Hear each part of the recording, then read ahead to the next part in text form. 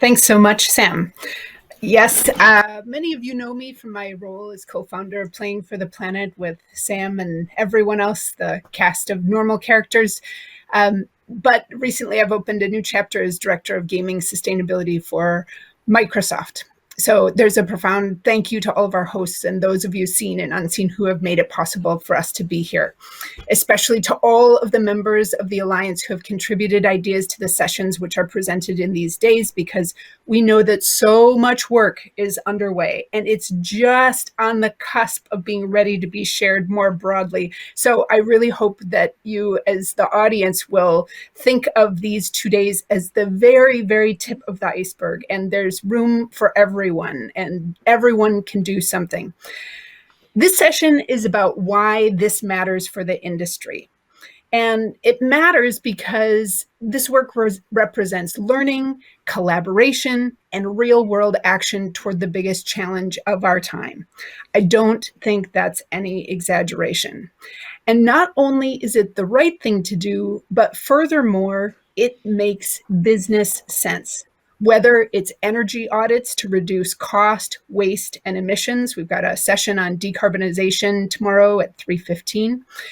There's creative stimulus to activate gamers with not only content they love, but also agency to create the future they want. And that's going to be seen today in so many of those sessions on engagement. That's really provocative and new. And a rewarding activity and opportunity to exercise our collective muscle and do more together than we can do alone. And I know my counterpart, Rebecca Reed, is going to speak about green code exchanges tomorrow in the session at 3:45. So most of all, this is all a massive infusion of inspiration and drive to innovate, whether it's coding or games or hardware or collaborative design and interaction, in order to achieve the goals and close the gaps that Sam just talked about. It means taking people's in-game experience and their ability to create positive change in the world to a whole new level. And I hope you'll get a sense of that in the next 2 days. Today's super fun for me because I'm such a fan of so many of the Playing for the Planet Alliance company members, and two of the guests today that I have are really standouts for distinct reasons. Nicolas Hunsinger is Environmental Sustainability Director at Ubisoft, and Alan Gershenfeld, President and co-founder of ELine Media. We have two short videos I wanted to show you because they not only tell more of their respective stories, but also because they use in-game imagery to illustrate the immersive and compelling ways in which gaming can reach new audiences. So let's cue the videos and then we'll talk to our guests.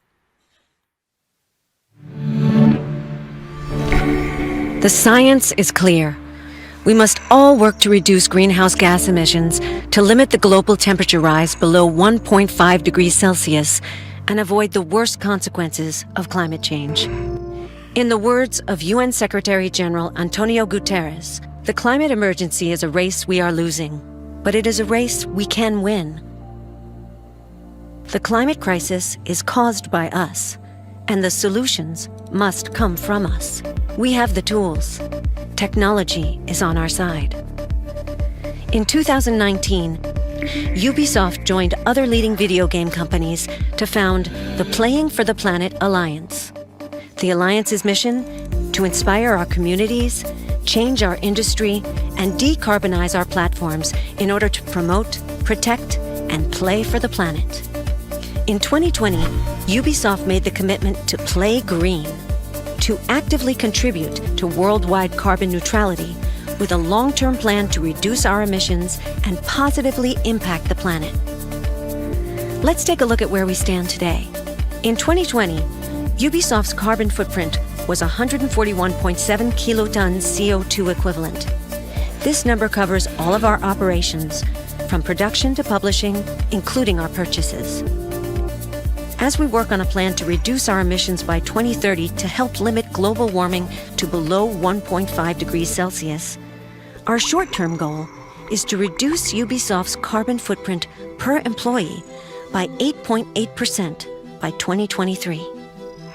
We will achieve this objective thanks to a number of initiatives: maintaining a low level of international travel, targeting 100% renewable energy and optimizing the power consumption of our buildings and data centers, improving the management of our IT hardware, aiming to eliminate single-use plastics in our offices, and many more.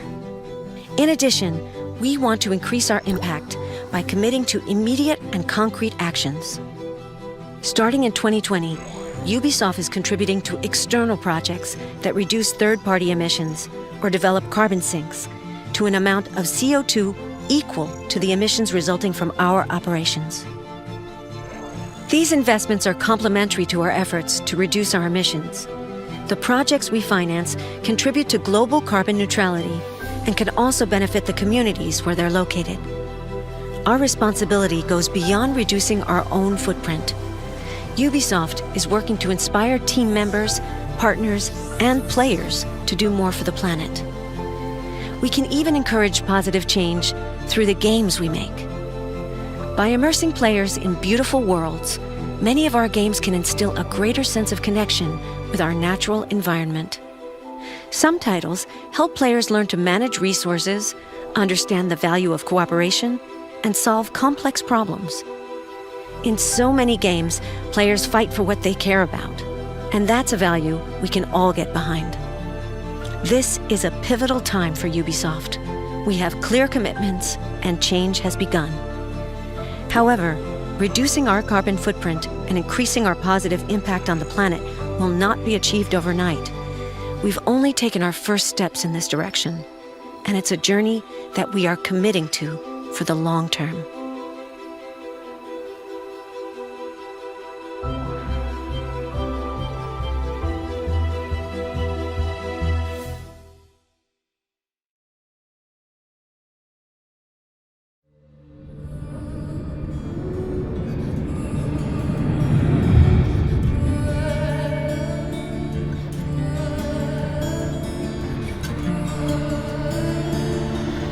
Welcome to the Western Pacific. I'm Dr. Mirai Soto, and I'll be your eyes and ears on this expedition. I'm joined today by two colleagues. Hello, I'm Andre. And I'm Irina. First time on a live stream. Be gentle with her.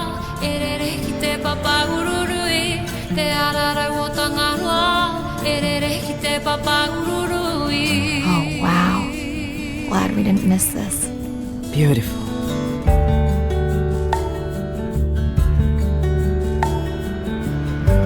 Why are you so focused on this pod and the baby? I'm hoping to follow the baby for years, to learn from her as she learns from her family. Hello, Mirai. Thanks for checking in. Feeling settled in the sun? Is everything tested out? Fabulous. The overhead speakers sound great. Glad I brought my tunes. Science is not magic, it takes patience. I'd like to believe in a little magic. Irina, did you expect volcanic activity here?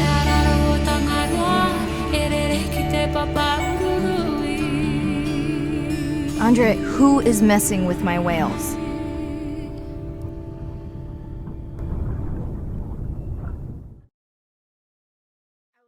Start with you because as your video illustrates, ELine game content is really evocative of all the potential linkages that can be made with science and knowledge of our planet. I know you've been participating in the Alliance discussions about use of games in engagement and citizen science, amplifying Indigenous voices and traditional knowledge.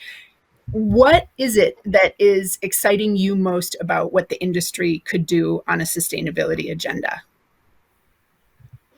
Thanks, Trista. So when you look at games, the interactive games as a medium, why they're so powerful, not just for immersive entertainment and making money, but to engage, educate, and empower. If you kind of unpack that a little bit, games let you take on roles, step into identities, go into problem spaces, take on challenges. And as you mentioned, you have agency. You have agency to take action, to make decisions. Games are about verbs, action verbs, and thinking verbs. And crucially, you can fail safely and get feedback. You get feedback from the game. You get feedback from peers. You get feedback from mentors. And you level up towards a goal that you are invested in, either individually or collaboratively. When you sort of unpack all that and think about that, that's a recipe for real world impact. One of the biggest challenges, I think, with something as huge as climate change, it just feels overwhelming. And so to make sure that people feel individually and collectively like they have agency, but also crucially that their actions matter. And that they're getting feedback that their actions matter, even if it's incremental, which is good game design. Those are the raw elements that I think will enable us to collectively take on this challenge. And nobody knows that better than game designers and game developers. Awesome. Nicolas, I know that you've been working hard on a whole 2-week sustainability event internal to Ubisoft to engage its whole workforce. And that's really a testament to the time that you've invested in this, in the Playing for the Planet Alliance, and in your leadership in this space. So what difference has working together with the Alliance made in the past 2 years to that effort? Thank you, Trista. I think there is a spirit of collaboration, not competition in the Alliance, that yield great returns and allow all of us to accelerate. Sustainability is not about being the best. It's a collective journey, as we are all on the same boat. We all share the same value chain, and therefore sustainability of each of us relies on the sustainability achievements of others, like suppliers or first parties in Ubisoft's case. Our plan at Ubisoft aligns with the Alliance objectives because all members understand that it's a collective effort. So far, we've been impressed by the contributions of the other members, and we are learning a lot. I hope that we can give back a little bit modestly today through our participation. I would like to add that thanks to the member stewardship, Ubisoft is now committed to a science-based target, engaged into a decarbonization plan, engaged into a voluntary climate contribution, while disclosing all of this to CDP. And again, I think it's something that we managed to achieve thanks to our participation to the Alliance. If anyone wants to know more about that, don't miss tomorrow's summit discussion entitled Planning for Net Zero. On the other side, we are also planning research with other members to better understand gamers and their attitude toward the environment. And we're also participating to the Green Game Jam with some success, I must say, so far. We target about 20 million MIU with our activation this year. And again, if you want to know more about it, I invite you to join the discussion entitled Inspiring a Games Playing Audience of Billions tomorrow. Thanks so much. I know that in your 2-week effort, you're also including and inviting in other members of the Alliance to come speak, such as my peers from Microsoft and other members. That it's wonderful to see that not only are you working with collaborators outside of Ubisoft, but also inviting them in. And I think that this leads to lots of really wonderful potential for working together. And it's a model for many other companies to replicate, and that's currently happening in the teamwork. For example, Sam mentioned the mobile game study, which is another effort that brings companies together in a way that's not competitive, but collaborative and synergistic.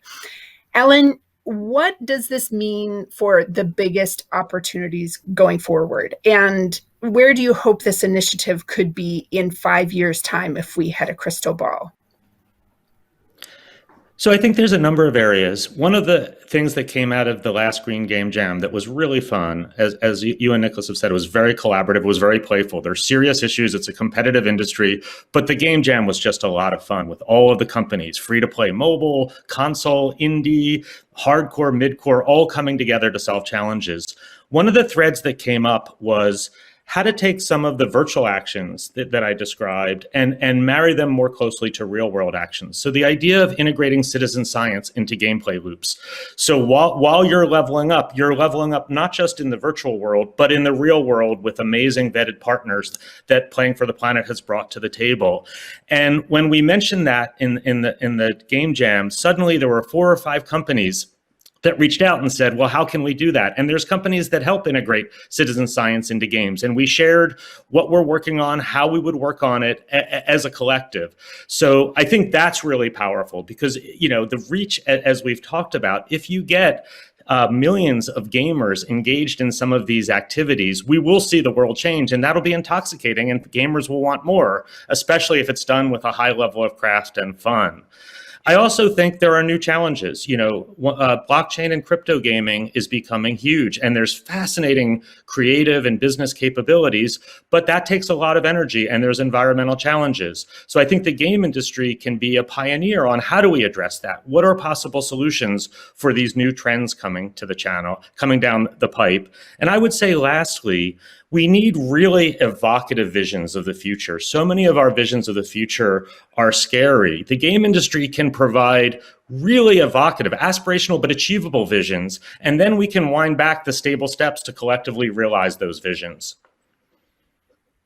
Excellent. Thanks so much for saying all that. And two key takeaways that I have from all of this is, one, it's really fun. The reason why we're working together is because we're just getting such a kick out of it. And that peer support is also helping us tackle harder challenges.